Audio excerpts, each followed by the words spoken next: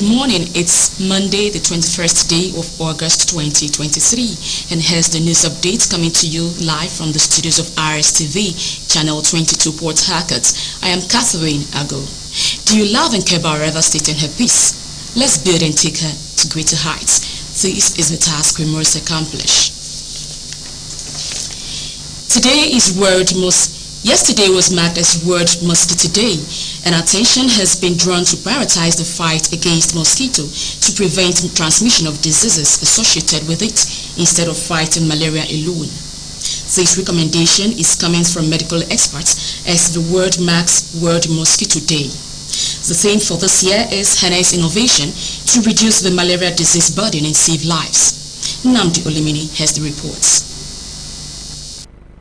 World Mosquito Day presents opportunity to raise awareness on the dangers of mosquito-borne diseases and efforts to combat what has been described as the world's deadliest creature. Reports say mosquito-borne disease kill more than 1 million people and infect up to 700 million annually, nearly 1 in every 10 people, with children under 5 and pregnant women more vulnerable. This is why it is imperative that people be aware of the risk and take appropriate actions. Mosquitoes, some of the greatest enemies of Africans, Nigerians, because apart from the bites, the noise, the oddities, the nuisance value they create as insects in the environment, in the home, in the offices, and wherever you find them, they transmit a very dangerous parasite that causes malaria fever.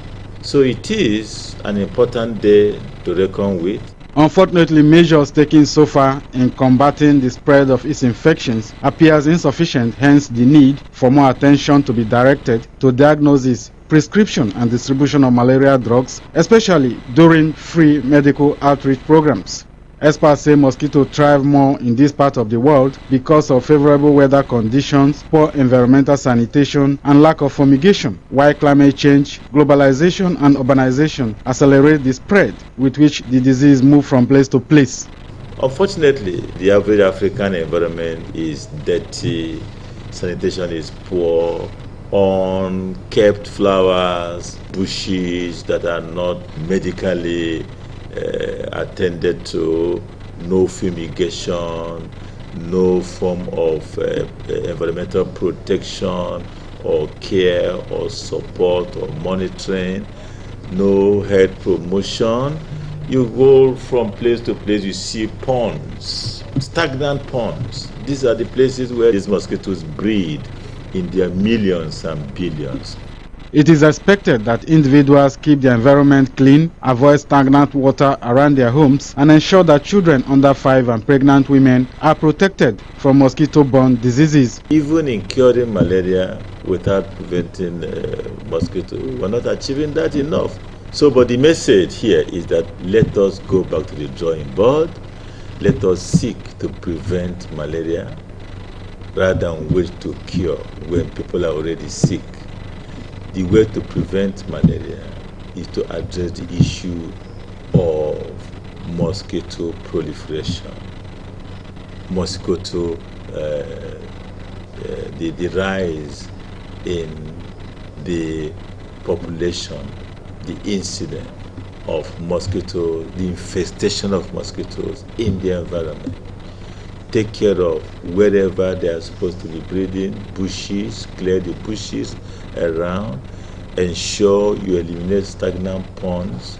Some people will keep a pot of water in front of the house, uncovered for days. That has become a mansion for mosquitoes.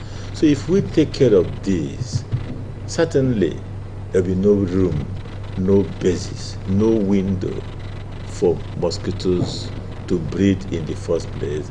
Prevention, they say, is better than cure. Therefore, it will be safer to pay more attention to preventing the spread of mosquito than palliatives for the cure of the disease caused by it. Namdi Olimini, Rstv News. Abia State Governor Alex Oti has reiterated that his earlier promise to clear all outstanding salary arrears of Abia workers by December 2023 remains sacrosanct. The governor, who made the affirmation through his Commissioner for Finance, Mike Apara, said his administration inherited a whopping 50 billion naira salary arrears from his predecessor, Okezie Ikpeazu, besides other humongous debts. Apara reaffirmed Governor Alex Oti's determination to accomplish his campaign promises, especially clearing salary arrears owed civil and public servants in the state by the last administration.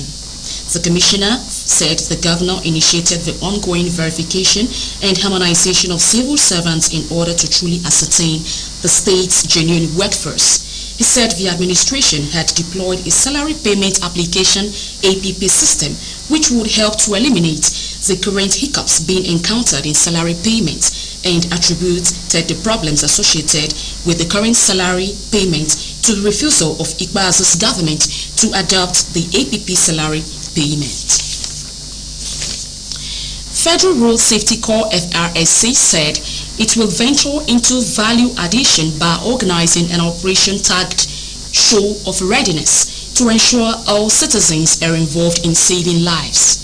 The Corps Public Education Officer, Assistant Corps Marshal, Mr. B.C. Kazim, disclosed this to newsmen in Abuja on Sunday, noting that the decision was based on the review of the 2022 Ember Month's performance and the need to break new grounds and upgrade the operating system.